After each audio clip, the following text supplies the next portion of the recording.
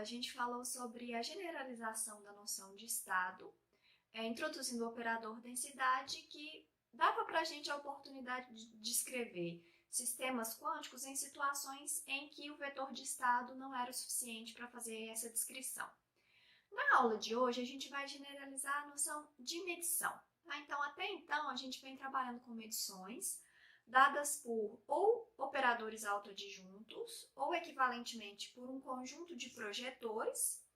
E o que a gente vai fazer hoje é introduzir uma nova definição de medição que contém as medições projetivas como um caso particular, mas que também fornece outras possibilidades. Então, a bibliografia para a aula de hoje é do livro Mecânica Quântica para Matemáticos e Informação, a seção 9.4, e as subseções de 2.2.3 até 2.2.6 do Nielsen Schwab. Ok, então, primeiro vamos ver qual é a definição de medição que a gente vai chamar de medição generalizada. Então, uma medição generalizada é dada por um conjunto de operadores, MI, que agem no espaço de estados do sistema, de maneira que quando a gente faz essa soma de MI transposta conjugada vezes MI, a gente obtém o operador densidade.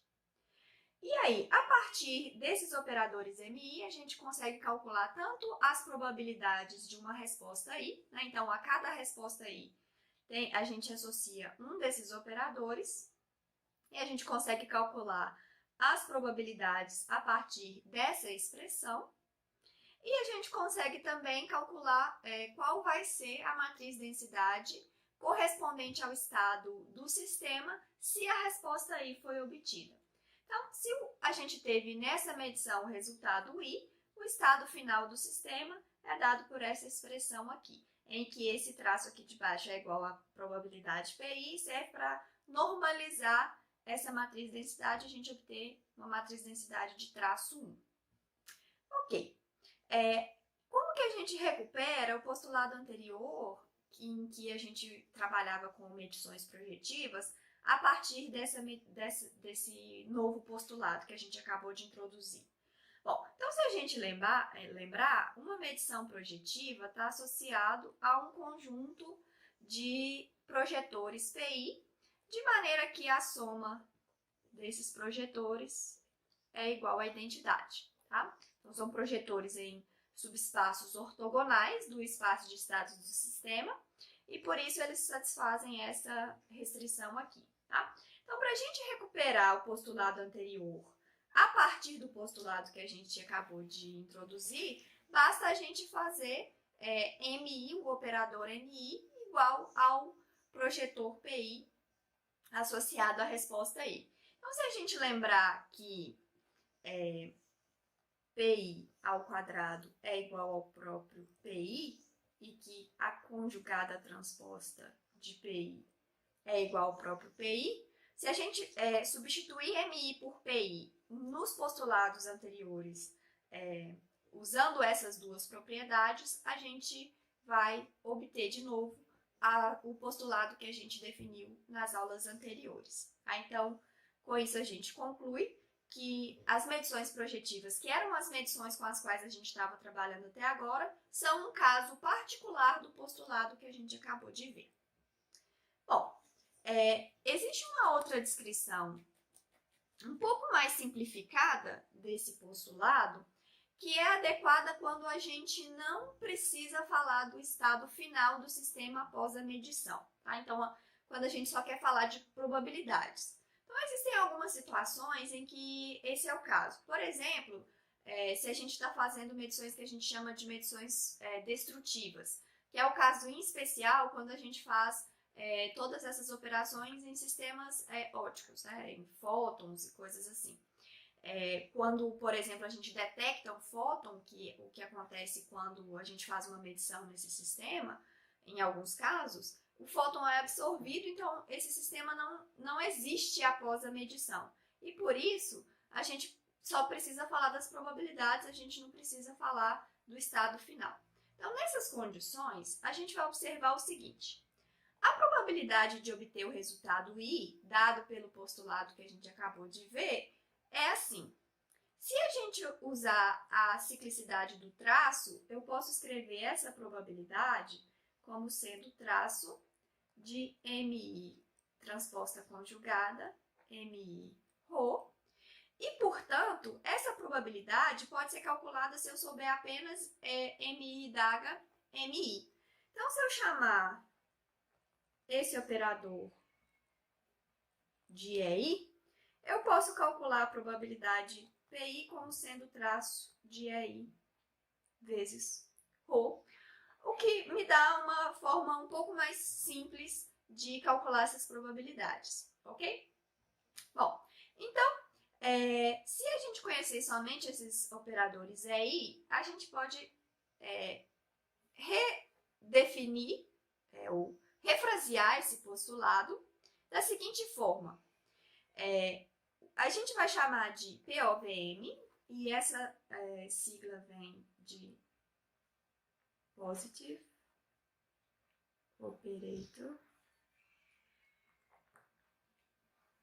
Value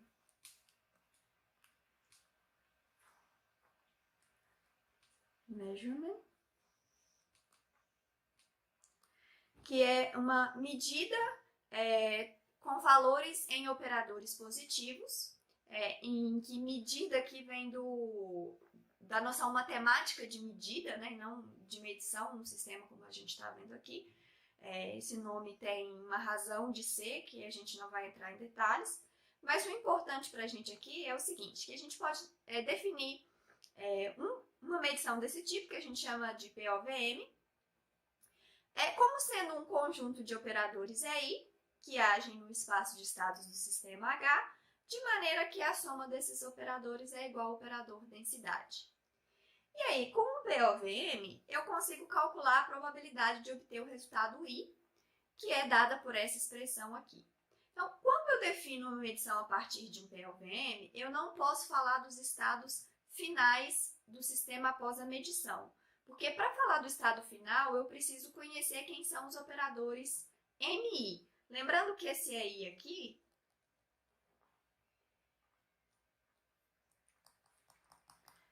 é MI daga MI. E existem diferentes operadores MI que vão originar o mesmo EI. Então, se eu souber só o EI, eu não tenho conhecimento sobre quem são os MIs. E, portanto, eu não posso falar do estado final do sistema após a medição, só das probabilidades. Mas, quando isso é suficiente, a gente tem uma descrição mais simples de uma medição generalizada, que a gente chama de POVM. Ok, então por que a gente precisa de medições generalizadas? Então tem duas situações. A primeira é que os POVMs, ou as medições generalizadas, elas fornecem uma ferramenta adicional que muitas vezes é útil em protocolos de informação e computação quântica. Um exemplo disso é para a gente distinguir dois estados, que a gente vai falar daqui a pouco. Outra razão para o qual a gente precisa definir essa noção geral de medição é para a gente descrever subsistemas de sistemas quânticos compostos, que também era um dos motivos pelos quais a gente falou de estados generalizados, que são os operadores de densidade, e que a gente vai falar de evolução generalizada na próxima aula.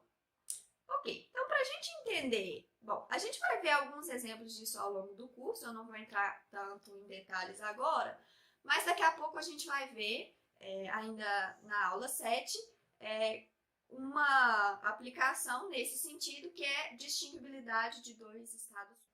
Para a gente ver a conexão da descrição de medição generalizada e subsistemas de sistemas quânticos compostos, vamos enunciar esse resultado, que diz o seguinte: todo POVM, ou toda medição generalizada, pode ser obtida através de evolução unitária seguida de uma medição projetiva. Então, aqui não só POVM, vamos fazer a continha para medição generalizada em geral, levando em consideração também os MIs e não só os EIs. Bom, então vamos ver como que a gente prova esse resultado, ok?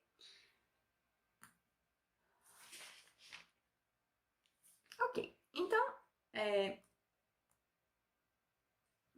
começar com uma medição generalizada, com N respostas, em um sistema com espaço de Hilbert HA. Ok? Então, observem aqui que eu não falei nada sobre o número de respostas possíveis. Enquanto que nas medições projetivas a gente tem uma restrição do número de respostas que tem que ser menor ou igual à dimensão do espaço de Hilbert do sistema, aqui eu não tenho essa restrição, tá? O número de respostas em uma medição generalizada pode ser maior do que a dimensão do espaço de estados. Ok, então, vamos agora pegar um sistema composto cujo espaço de Hilbert é HA tensor HB, em que a dimensão de HB é igual a N, e eu vou pegar uma base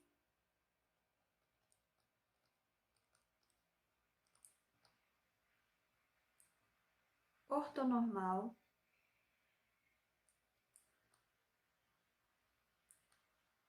para o espaço HB. Bom, então, eu vou fazer o seguinte, eu quero mostrar que a ação dessa medição generalizada no sistema HA pode ser vista como uma unitária agindo nesse sistema composto, seguida de uma medição projetiva desse sistema composto aqui. Então, a gente vai considerar a medição projetiva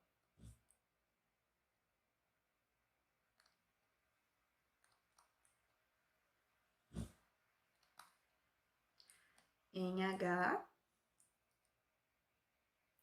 em que cada PI é dado por IA, identidade em A, tensor o projetor sobre o espaço gerado pelo vetor I, dessa base aqui, em HB. Então, observem que essa medição projetiva em H corresponde a medir a medição projetiva correspondente a essa base em HB e não fazer nada em HA, tá? E não fazer nada no sistema A. Ok, então agora a gente vai definir a unitária. Então, a gente vai começar definindo essa unitária para um tipo especial de estado em H, que é o seguinte. Então, a gente vai definir U agindo em psi A tensor zero,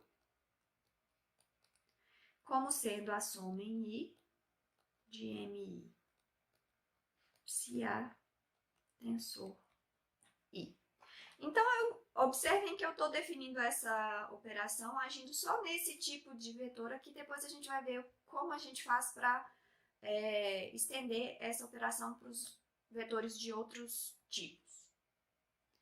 Ok, então, para fazer isso, a primeira coisa que a gente vai fazer, que é importante, é mostrar que U preserva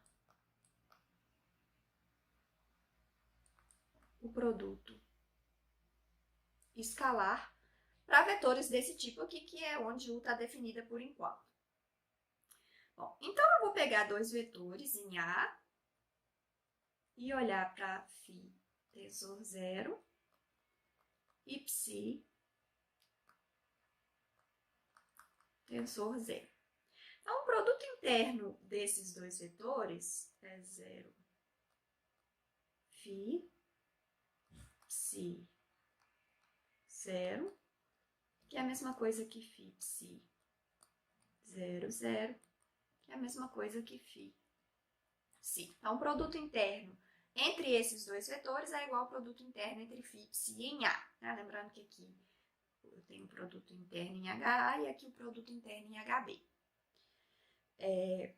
Ok.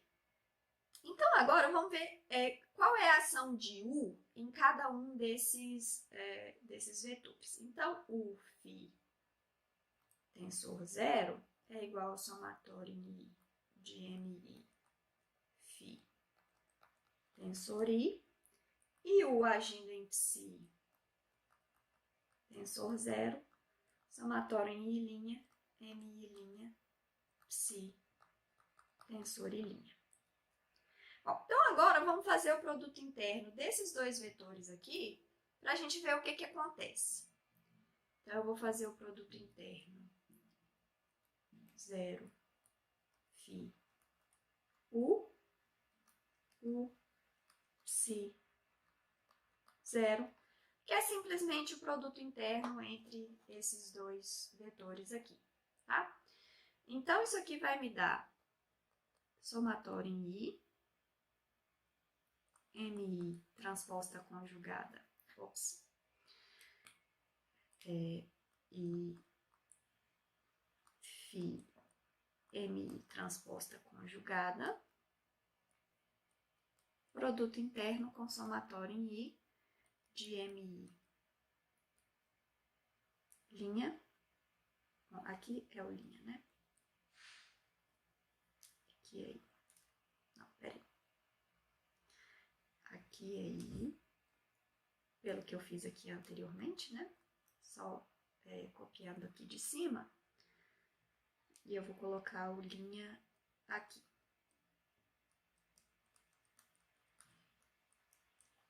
Agora, a gente vai abrir esse produto interno,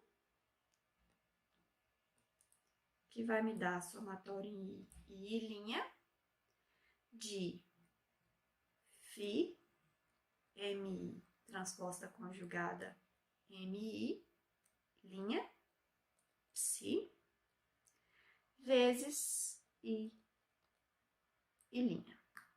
Bom, se a gente lembrar que a gente tomou os vetores I como sendo uma base ortonormal para o HB, isso aqui é delta I e linha, e aí a gente vai ficar com uma soma só. Então, a gente vai ficar com uma soma em I de φ MI d'H MI psi, que é a mesma coisa que φ somatório em I de MI d'H MI psi.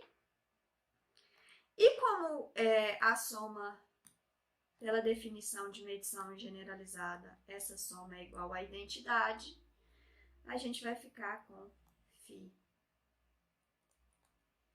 psi. Então, o que a gente conclui com isso aqui? A gente conclui que se eu aplicar a operação U e depois calcular o produto interno entre os dois vetores que eu obtenho como resposta da aplicação de U, eu obtenho exatamente a mesma resposta que eu tinha antes de aplicar a operação U. O que mostra pra gente que essa operação ela preserva o produto interno entre esses vetores. Essa característica de preservar o produto interno mostra pra gente que essa operação é o que a gente chama de uma isometria. Ela mantém essa propriedade do produto interno, o valor do produto interno. E é uma característica justamente das operações unitárias, né? As operações unitárias são as isometrias no espaço de Hilbert. Só que aqui a gente definiu U só para esse tipo de vetor. Mas como ela preserva o produto interno para esse tipo de vetor, é sempre possível estender essa operação aos outros vetores ortogonais a esses aqui, de modo a obter uma operação total que é unitária agindo em H. Tá?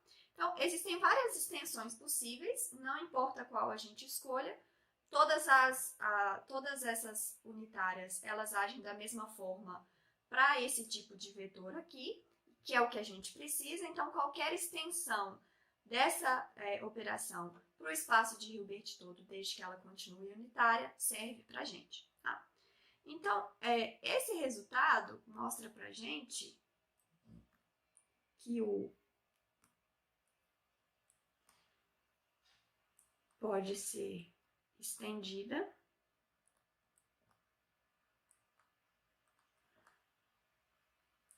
a uma operação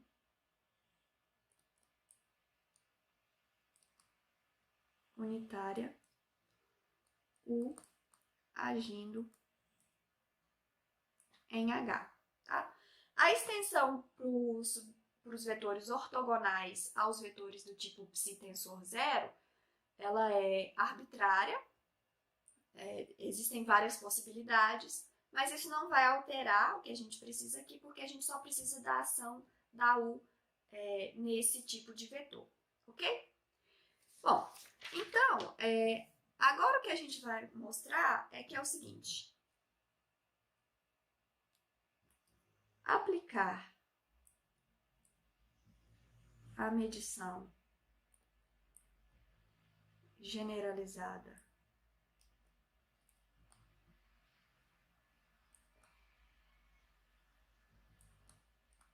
MI em HA é equivalente a aplicar U em HA a tensor HB,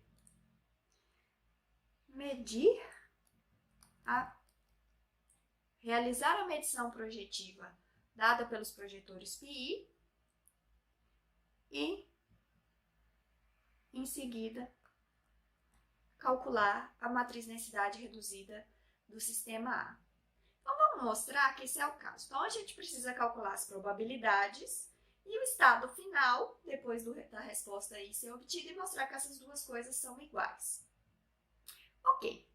Bom, então vamos primeiro falar das probabilidades. Então, vamos calcular PI. PI é traço de PI. Detalhe importante que eu já ia esquecendo. Que a gente vai começar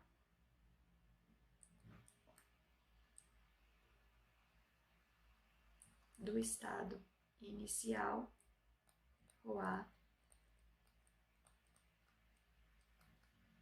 tensor 0, 0. Por isso que a gente não precisa preocupar muito com a ação de U fora de estados desse tipo aqui. Tá? Ok. Então, PI é traço de PI, ρ, PI, em que ρ é o ρA, tensor 0, 0, o DAGA. Então, ρ é a matriz densidade do sistema depois da aplicação da unitária U. Bom, então vamos calcular essa probabilidade aqui. Então, PI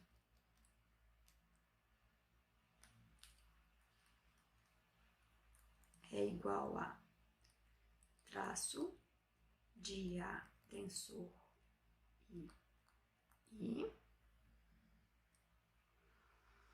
Agora, U aplicada a ρA tensor 0, 0, o DAGA, isso aqui é a mesma coisa aqui, somatório J, J' de MJ, ρA, MJ', tensor J,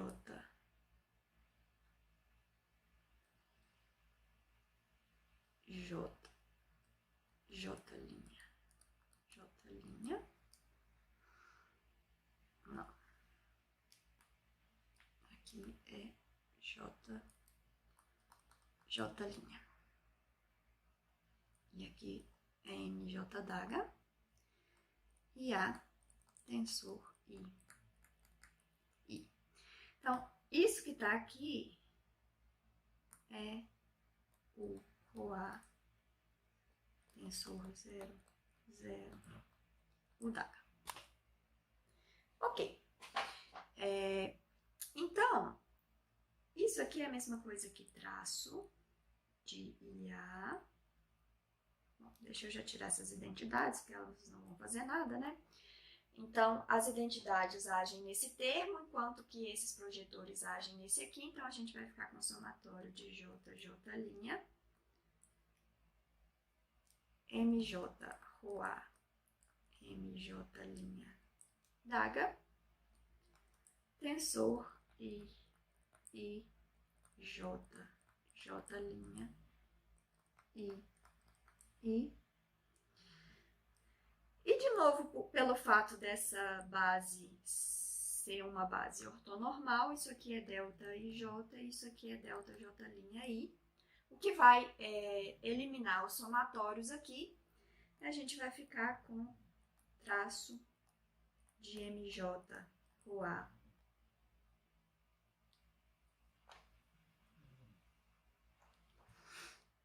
MJ' daga, tensor. Bom, aqui vou ficar só com I, né? Sumiu o J e o J', então MI daga, I. Isso aqui é a mesma coisa que o traço. Do traço em B primeiro, de MI, Rhoa, MI daga, tensor I. E aqui a gente tem um operador densidade ou uma matriz, operador, que é um produto. Então o traço em B é simplesmente tirar o traço disso aqui, mas esse cara é um projetor, traço de projetor é sempre igual a 1, e portanto isso aqui é a mesma coisa que traço de MI, Rhoa, MI daga, que é exatamente a expressão para a probabilidade PI dada pelo nosso postulado 3 duas linhas. Tá? Então, a nossa nova forma de definir medições. Bom, então, a coisa funciona para as probabilidades, né? Eu obtenho exatamente as mesmas probabilidades. Vamos ver agora o que acontece com o estado final. Né? Só as probabilidades serem iguais não é suficiente para a gente dizer que fazer a medição MI é equivalente a fazer a unitária e depois a medição projetiva PI. Vamos ver o que acontece com o estado final. Bom, então, eu não vou me preocupar aqui com a normalização, só para a conta ficar um pouco mais limpa e a gente conseguir enxergar o que está acontecendo aqui. O estado final, Rhoi, é igual a Pi, Rho, Pi, em que Rho era o Rhoa, tensor 0, 0, o daga. E essa continha aqui, a gente já fez, aqui que está faltando a divisão pela probabilidade PI para Rho ter traço 1, mas só lembrando aqui que eu não vou considerar essa divisão, essa normalização, só para a conta ficar um pouco mais clara, tá?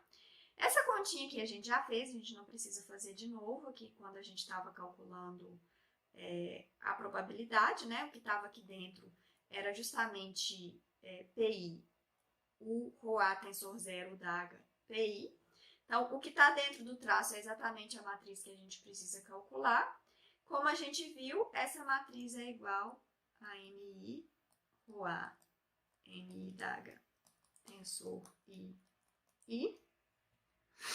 Então, o Rhoi é MI, Rhoa, MI daga, tensor I.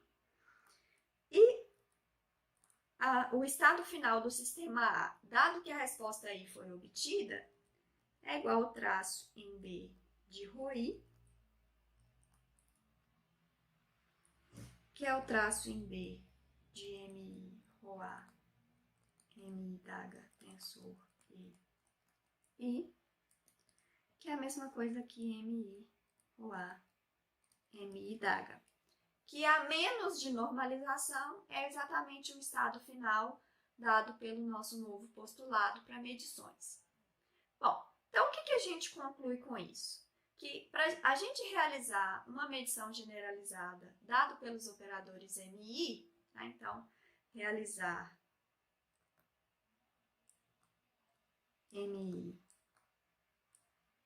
em Roa é equivalente a aplicar o enrolar tensor 00 e medir π. Então, a gente vê aqui dessa continha duas coisas. A primeira é que se a gente faz uma operação desse tipo em um sistema composto, mas se a gente quer descrever essa operação só do ponto de vista do sistema a definição de medição como uma medição projetiva não é suficiente para fazer essa descrição. Então, se a gente quer olhar para um subsistema de um sistema composto, a gente precisa, para ter uma descrição completa de todos os processos que podem acontecer com esse sistema, definir as medições generalizadas. A outra coisa é que, se por um lado as medições projetivas não são suficientes para a gente descrever esses sistemas, subsistemas de sistemas compostos, por outro lado, se a gente tem uma medição generalizada, a gente sempre pode enxergar essa medição como sendo uma medição projetiva em um sistema de dimensão maior, seguida pela aplicação de uma unitária. Então, muitas vezes é útil a gente usar esse resultado, mesmo que esse sistema composto seja um artifício matemático, né, que não exista de fato, mas às vezes fazer essa conta, fazer essa ligação entre a medição generalizada e a medição projetiva no sistema de dimensão maior é útil para a gente provar propriedades sobre essa medição generalizada.